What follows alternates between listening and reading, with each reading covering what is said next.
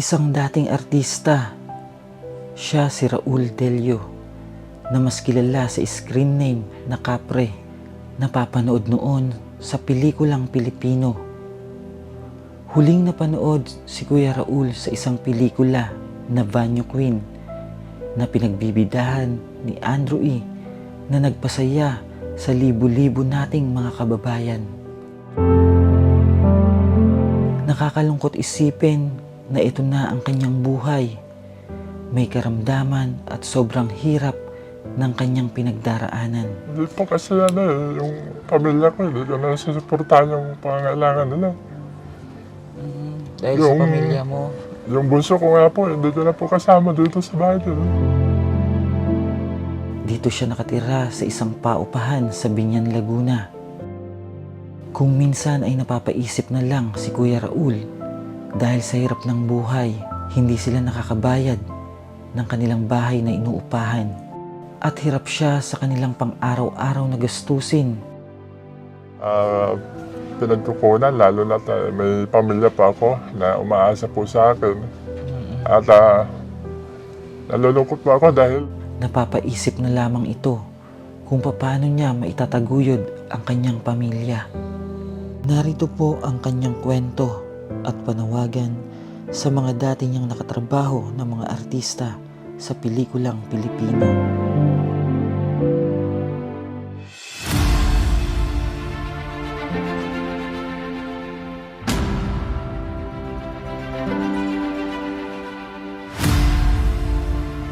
Magandang hapon mga kababayan, at nandito tayo sa Binyan, Laguna, kung saan bibisitahin natin si Kuya Raul na dating aktor at napapanood natin sa mga pelikulang Pilipino.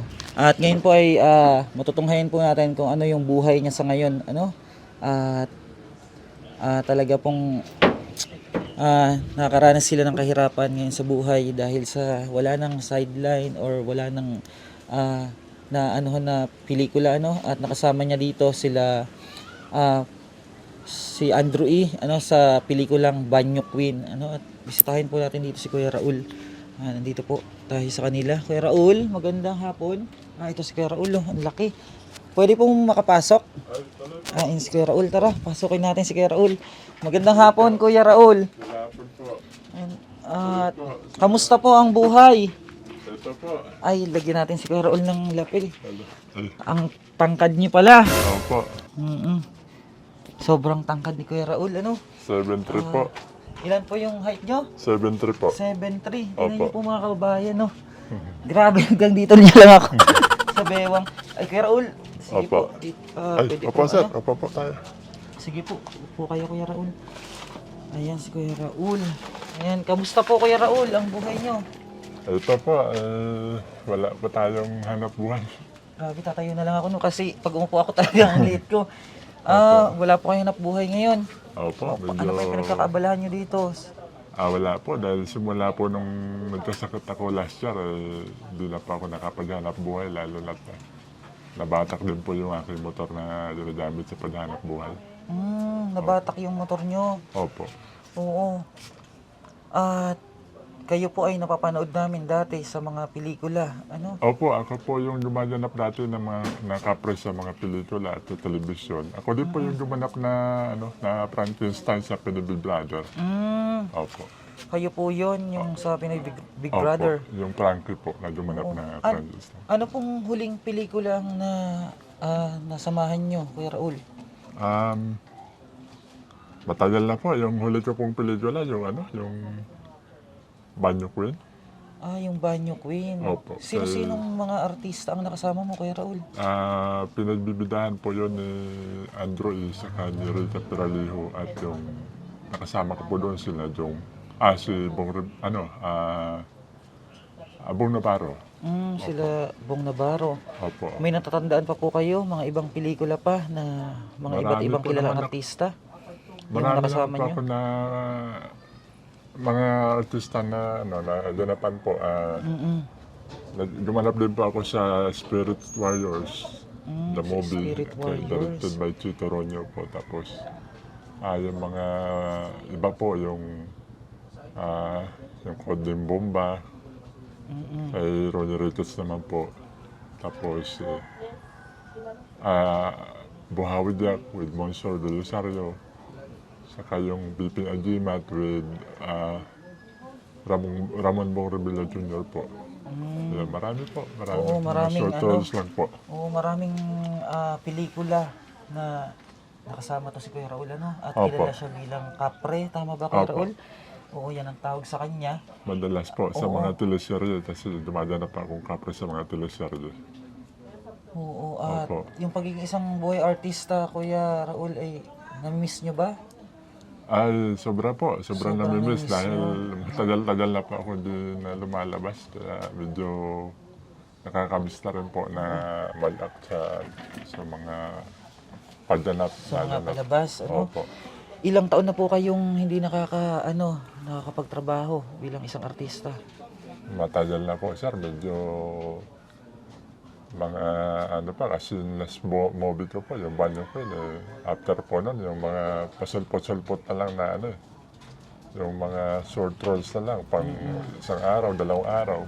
So, mga 2006 siguro, 7, gano'n, matagal na Yun po. na yung pinakalas na Opo, ano. opo. Oo. At Kuya Raul, sa pagiging artista, yung buhay mo noon, wala po ba kayong na biling mga ari-arian na para sa ngayong panahon na maaari nyong magamit? Wala po kayong naipon, ganyan? Wala po dahil hindi naman po tayo gano'n kalaki kumita nung araw. Nung araw naman mga short roles lang naman po yung mga ginaganapan natin at hindi naman po tayo katulad ng mga bida talaga na malalaking roles. Kaya wala po tayong naipundar na Mga ng ari-arian nyo? ari-arian, lalo na yung kahit bahay man lang sana po, wala Opo, po tayong opo. naipundar na gano'n. Opo. Matanong ko lang Kuya Raul, magkano yung kinikita mo dati? Monthly ba to ang sahod nyo doon? Ay, hindi po. Arawan lang po. Arawan lang. Yung ano po kasi nun sa akin, yung per day po 5,000. So, maka 2 araw, 3 araw. So, yun lang po kikitain ko. Hindi talaga siya yung Hindi po monthly. siya, opo. Hindi Kumbaga po siya. kung kailan may pelikula Opo, na magsushoot kayo, doon lang yung doon lang bayad. po, opo. Saka madalan lang din naman po. Oo, Hindi kaya naman pala. po talaga ganun kadalas. Oo. Kumbaga. Kaya pala parang hirap din tayo makapag-ipon dahil may mga gastusin opo. pa, ano? May mga personal din po na pangangailangan araw-araw. Kaya hindi po talaga makaipon. Lalo na nung nagkapamilya na. Opo. May anak na po kayo ngayon. Ilan na po ang anak nyo? 2 po. Isang babae, Dalawa? isang lalaki po. Opo. Oo. Ilang taon na po kayo, Kuya Raul? 47 na po ako ngayon. Magpo-48 na po. 47. Opo. Kuya Raul, eto po, may pagkakataon na mapanood to ng mga nakasama niyong mga artista sa pelikula, ano? May mensahe po ba kayo, Kuya Raul, para sa kanila? Yun po, sana mananawagan pa ako doon sa mga nakasama ko na nakatrabaho ko kahit sa mga saglit lang na panahon na nakasama ko po sila. Ako po humingi po ng atensyon sa kanila para sana po ay mapansin nila ako at mapanood po nila itong video na ito. Nananawagan po ako sa mga nakasama ko noon. Hindi ko po alam kung babanggitin ko pa po ba sa isang pangalan dahil marami naman po sila eh. Opo. Pero marami po akong gustong lapitan na Gusto mo nakasama sanang ko po humingi ng talaga. tulong sa kanila? Opo, para kahit paano mabigyan nila ako ng trabaho at para makapagsimula muli sa sa buhay na wala po talagang pinanghuhugutan. Especially Kuya Raul, sino ang pinaka naging malapit sa'yo na artista? Yung talagang pag sa shoot, yung talagang nakakabiruan mo, ganyan. Yung pinaka malapit po sa inyo. Nakasama ko po noon sila Bong Navarro at sila Joe Hilario. Yung mga street boys na kasama ko po yun kasi gumagawa po kami noon ng pelikula sa Spirits saka sa television po, yung Spirits din po yung sa teleserye. Ayun, nakasama ko po sila at marami po akong nakasama na na sila Director Rodriguez, ayun, sila Senator Bong Revilla, nakasama ko rin po dahil madalas niya pa ako kinukuha nun sa mga pelikula niya. Sila, ano po, sila, marami po. Dahil, Marami. Talagang maraming artista yung nakasama ni Kuya Raul. Opo. Nung panahon na talagang naipapalabas siya sa mga pelikula. At Opo. sana kahit papaano, Kuya Raul, sa pamamagitan ng ating video na to, makita nila yung kalagayan mo at kahit papaano paabutan ka nila kahit konting tulong gaya ng panawagan nyo po. Opo, yun po, ulitin ko lang po. Mga sir, ayun, ako po si Raul Delio. Na dati niyo pong kinukuha din minsan sa mga project ninyo. At sana po ay tulungan niyo po ako, bigyan niyo po ako ng trabaho para po ako ay makapagsimula sa aking pamumuhay muli. Dahil talagang wala po ako ngayon pinagkukunan, lalo na may pamilya pa ako na umaasa po sa akin. At nalulungkot po ako dahil yung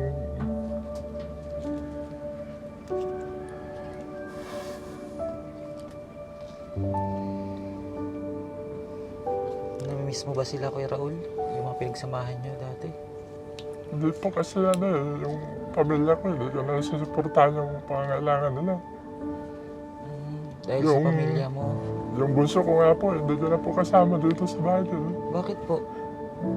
Nandun po sa San Juan dahil hindi ko na po hindi ko po may hatid sa school. Saka medyo may talayuan po ang school dito, kaya nilalakad po sila dito. Naawa pa ako at minsan umuwi dito na gabi na at basa pa sa ulan. Pag umuulan kasi malayo po yung school din. Wala naman po akong pinabibigay na pamasahe araw-araw kasi po wala pa akong hanap buhay. Sige lang, labas mo lang yung ano mo, Kuya Raul, yung hirap ng buhay na nararamdaman mo. Masakit po Para kahit papaano, maibsan, masakit Huwag po mo bilang pigilan isang ama din ng tahanan. Dahil siyempre, nakikita mo yung pamilya mo na nahihirapan. Gaano kahirap yung buhay niyo ba, Kuya Raul, sa ngayon? mahirap po dahil sa totoo lang po. Yung araw-araw ko po ngayon na pangailangan, umaasa lang po ako sa mga kaibigan na nagmamalasakit na. May mga kaibigan pa rin na andyan. Opo, kahit pa paano, sila po nagbibigay sa akin ng pantawid-tawid ko. Pero hindi naman po, nakakaya na po eh. Kasi medyo matagal na pa ako talaga, walang trabaho. Kaya hirap na hirap pa ako kasi lalo na dito sa aking mga pang-araw-araw. Tapos umuupa pa ako ng tirahan. Minsan nga po, hindi lang minsan, madalas pa ako na pagsasabihan ng paalisin na ako dito dahil di pa ako nakakabayad ng tirahan namin eh. Minsan na ano ka na, Opo. paalisin na lang kayo dito Opo. dahil sa hindi kayo makabayad. Hindi po nakakabayad dahil wala naman pong trabaho din na kamisis dahil di po siya nakatrabaho dahil simula nung nagkasakit pa ako, inaalalayan po ako dito sa bahay kasi pag wala pa ako kasama, nagtrabaho po siya. Malayo, nasa Manila siya tapos nandito ako lang mag-isa. Pag nagkakaroon ako ng problema sa kalusugan ko, wala akong makasama. Kaya umuwi po siya na umalis po siya doon sa trabaho niya. At nandito na, kasama mo siya. Opo. Kuya Raul, may nararamdaman ka ba sa katawan mo? Kasi yung huling findings po sa akin, lang po, yung bumaba na pula na dugo. Tapos mataas po yung UTI ko. And then ngayon, medyo nagpapalakas naman po. May mga time lang po kasi na talagang parang yung katawan ay nahihina po.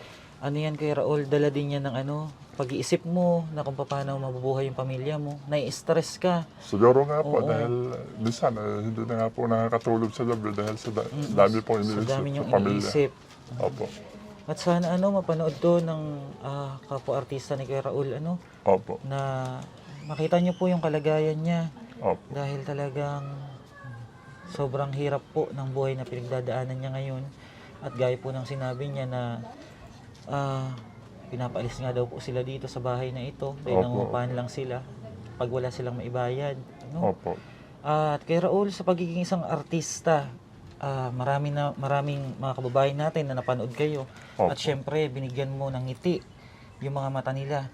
Sa pagiging artista, Kuya Raul, may pinagsisisihan ba kayo? Or naging masaya ba yung buhay nyo noon? At ano po ba yung pakiramdam, Kuya Raul, ng pagiging isang artista?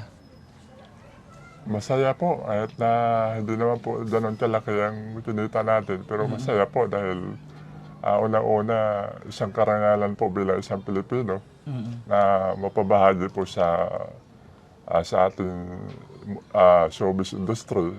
Bagamat hindi po ganun kalalaki yung mga roles natin. Pero masaya po dahil nakapagbigay po tayo ng kaunting kasayahan sa mga manunood at naging bahagi tayo ng mga karakter. Kaya nakakamiss rin po talaga, sobra. Yun nga po, fanatic din po kasi ako ni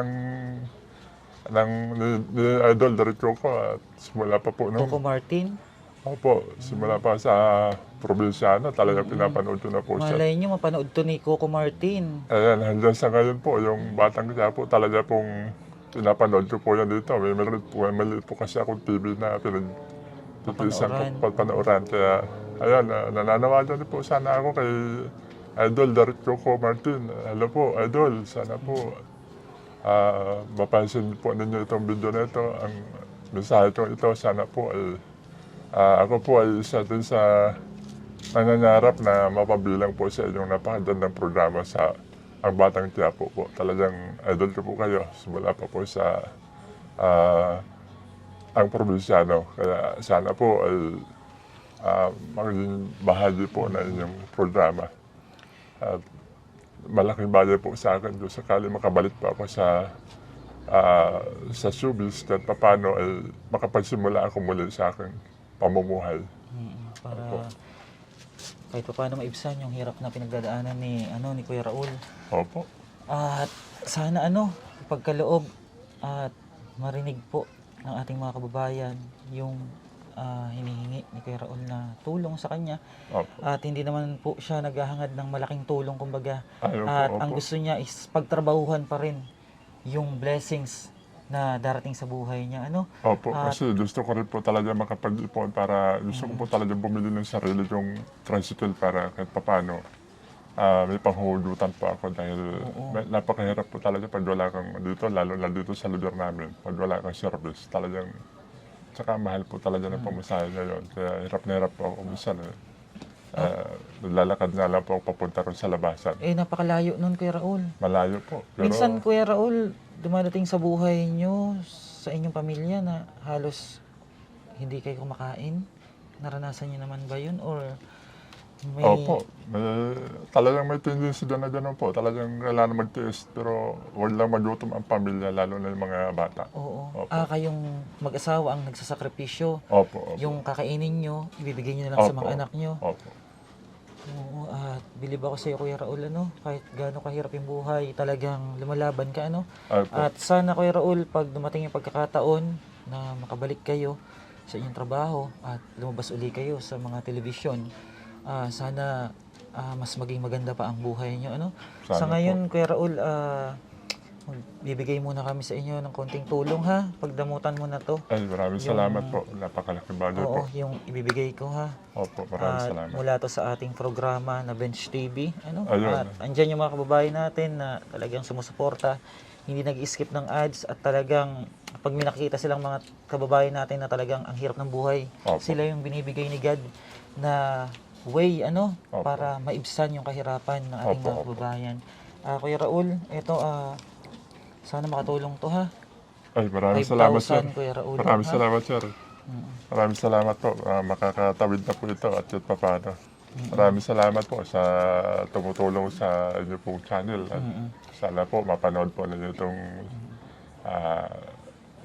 itong video na ito. At pwede ba po salamat, sir? Opo, sige po. Pasalamatan ko rin po si Homeless Motovlog TV dahil siya po ang naging daan para nung pumunta po kasi siya dito, sabi niya, wala man akong may tulong sa iyo na financially, pero gusto kitang tulungan sa iba kung mga para sa pamamaraan na gusto na sabi na kung hindi man ako, sana may makatulong sa'yo na ibang vlogger. So, kayo po siguro ay talagang... Oo, at sa katunayan po is yung si Homeless Motovlog is kumontak sa amin, sa kapatid ko kay Homeless Heroes. Ayun. At eto nga, inilapit nga tong ganitong kalagayan ni Kuya Raul. Opo. At maraming salamat dahil siya yung naging way para Opo, maraming makilala din salamat po. natin si Kuya Raul. Maraming salamat po. Ayan, at mga kababayan, sana po pakisuportahan po itong video na to. At kung maaari po, itag natin yung mga nakatrabaho ni Kuya Raul, ng mga artista, Opo. para po kahit papano, kahit konti lang, basta nagsama-sama lahat ng tulong na yan. Napakalaking Opo, bagay opo. yan kay Kuya Raul. Opo. Ayun mga Napakalitulong po. kababayan, maraming salamat po sa inyong buong pusong pagsuporta at pagtitiwala sa Bench TV team. Maraming salamat po at hanggang dito lang po muna ang ating kay Kuya Raul at babalikan natin siya sa mga susunod pa ng mga araw. Kuya Raul, may nais pa po ba kayong pasalamatan? Ayun po, maraming salamat po sa iyo, Sir Bench TV, at siyempre sa lahat po ng bumubuo ng inyong pong channel, Bench TV. Maraming salamat po sa inyo. At sana po ay makarating po itong video na ito sa dapat pong sa mga tao na dapat pong Maaari na makatulong po sa makatulong akin. kahit Opo. paano Hindi pa ako naghahangad ng malaki at gusto ko lang po talaga magkaroon ng hanap buhay. Yun lang po talaga hinihiling ko. Hindi Para siya- po sa akin pamilya. Hindi siya kumbaga yung humihingi. Gusto Opo. niya magkaroon siya ng trabaho Opo. para sa pamamagitan nun, maibigay niya naman yung pangangailangan ng pamilya niya. Opo. Oo. Ngayon po dito nakatira si Kuya Raul at ito po ang kalagayan po ng kanyang tahanan. Ayun si Kuya Raul at ito na nakausap natin na ganun pala yung kalagayan ng buhay niya. Wala ka bang mga picture dito Kuya Raul nung Ay, wala. nag-artista ka, nung kasama ka ng mga sikat na aktor? Wala po nang naundoy ako, wala na. Nung naundoy ka, grabe yung kalagayan din ng bahay nila Kuya Raul. Wala po. Nangupahan lang po sila dito at wala po sila talagang sariling bahay. Butas pa yung likod, Butas po, ilog po yan. Ay, ilog na yan. Ilog na po yan. Oo, grabe. Sa tabi ng kwan. Dito sila Kuya Raul, At kasama niya ang kanyang asawa at dalawang anak ba, Kuya? Yung isang anak lang. Yung Isang panganay ko anak po. lang. Kasi Oo. yung bunso ko nandoon sa Manila. Dahil dito na po nahatid sa school. Saka wala naman Kaya akong... nandun muna siya. Opo. Oo. Kaya gusto ko nga pong... namimiss ko na po yan ako eh. Oo. Hayaan mo at kikita din kayo nun, Opo. At basta ang ko lang Kuya Raul, fight lang ha. Opo. At habang ito ay ating napapanood ng mga kababayan natin, Opo. samahan natin ng dasal ha, Yes po. na makarating ito Opo. sa mga nakatrabaho nyo. Opo. Opo. Kahit papano, malay nyo, bigyan kayo ng trabaho, di ba? Oo nga po.